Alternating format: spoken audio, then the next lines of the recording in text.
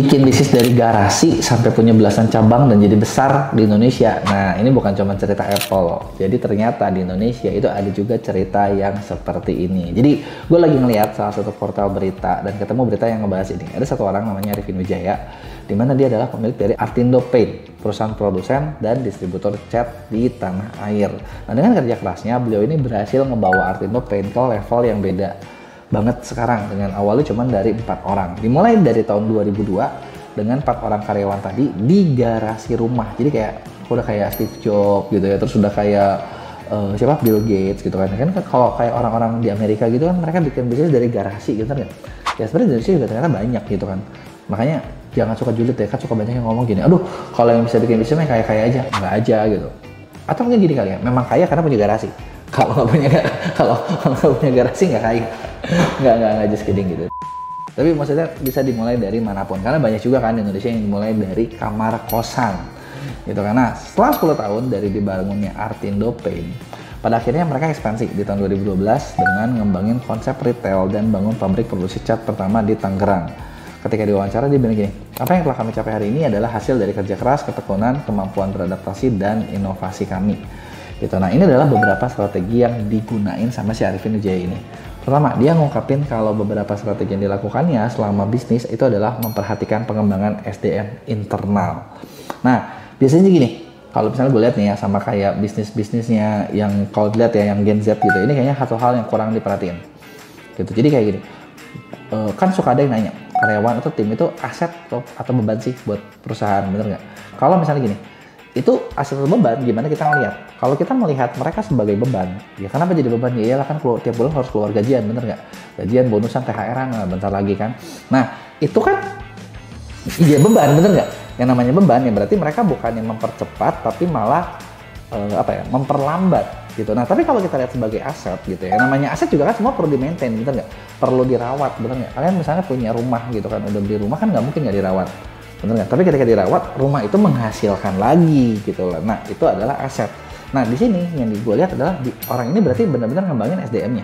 Tapi memang kalau misalnya fair ngomong di Indonesia, kalau gue lihat, itu cukup banyak kalau perusahaan-perusahaan mau maju, memang SDM-nya harus bagus. Karena kalau SDM-nya nggak bagus, ya nggak mungkin perusahaannya bisa maju, bener nggak? Sesimpel kayak gini.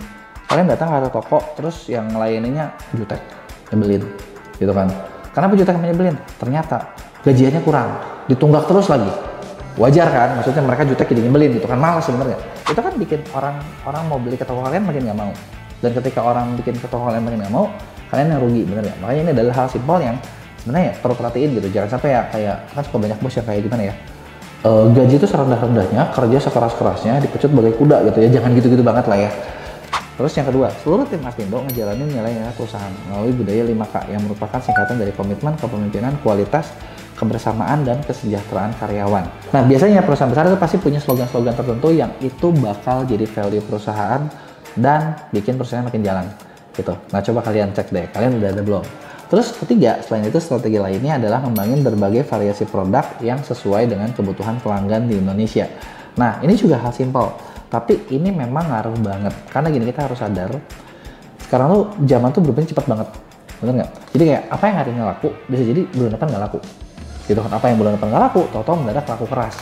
Gitu kan, di situ kita perlu bisa maksudnya perlu bisa cepat gerak gitu kan. Buat oke, ini nggak laku nih, ini harus diganti gitu kan. Kita harus ganti, harus switch, lihat apa yang lagi laku, bisa nggak dibikin, bisa nggak gimana, itu supaya pasarnya ya kita dapat terus gitu. Nah, kemudian dia juga merhatiin sistem distribusi yang dimulai dari toko, proyek, sampai pengguna akhir gitu. Nah, terus sistem distribusi juga, ini juga sama hal yang pentingnya. Contoh ketika kita jualan nih, kalian jualan mau dari mana? Kalau ini kan dia jalur retail di klasik ya gitu, atau ke end usernya mau kayak gimana gitu kan, tergantung dari bisnisnya gitu kan. Contoh kalau kalian jualannya jualan baju gitu ya kan perhatiin mau dari mana nih, mau pakai online, kalau online gimana, pengalaman pelanggan gimana, itu yang diperhatiin. Nah, terus nggak cuma fokus pada kebutuhan pelanggan, tapi juga melakukan pendekatan dengan konsep continuous improvement dari tahun ke tahun. Nah, continuous improvement ini apa? Continuous improvement ini adalah kegiatan yang dilakukan secara berkelanjutan untuk memperbaiki atau bikin produk kita dari awal makin lama makin bagus dan sesuai dengan kebutuhan. Kenapa? Karena gini, ketika kita bikin produk pertama, belum tentu produk yang kalian buat itu bakal bagus. Bisa jadi produk yang kalian buat, fair ngomong, jelek, gagal, Terus kalau misalnya jelek gimana? Ya kalau diterserahin ya nggak laku dong, bener nggak? Tapi kalau misalnya di-improve kan bisa di-upgrade lagi, ada penyempurnaan lagi. Yang semakin lama produknya makin bagus, dan ini bakal bikin bisnis kalian makin jalan. Gitu, contoh, kayak gue sendiri nih di MEA, ketika kita bikin produk, itu produk yang kita bikin macam-macam. Mulai dari edukasi di Skill School, di awal juga kita banyak salahnya gitu loh. Ketika salah ya diperbaiki gitu kan. Kayak atau misalnya di MEA kita bikin juga jasa digital marketing, di situ juga di awal kalau dibandingin apa yang dibuat pertama kali sama sekarang itu udah jauh banget perbedaannya gitu kan. Dari awal misalnya kayak kita cuma bikin ya udah orang asal jalan, sampai sekarang tuh bisa bikin kayak misalnya gini, kalian butuhnya apa, targetnya apa, gimana caranya biar nyampe, dan gimana caranya biar itu tuh sesuai dengan harapan kalian. Itu yang bikin banyak klien kita repeat order terus gitu. Nah sekarang pertanyaannya nih, kalian sebagai business owner baik yang pemula ataupun yang udah lama, gimana menurut kalian nih strategi bisnis yang diterapin sama Bapak Arifin Wijaya ini? Bagus nggak? Ada yang udah kalian terapin belum? Pengen tahu dong, tulis di komen.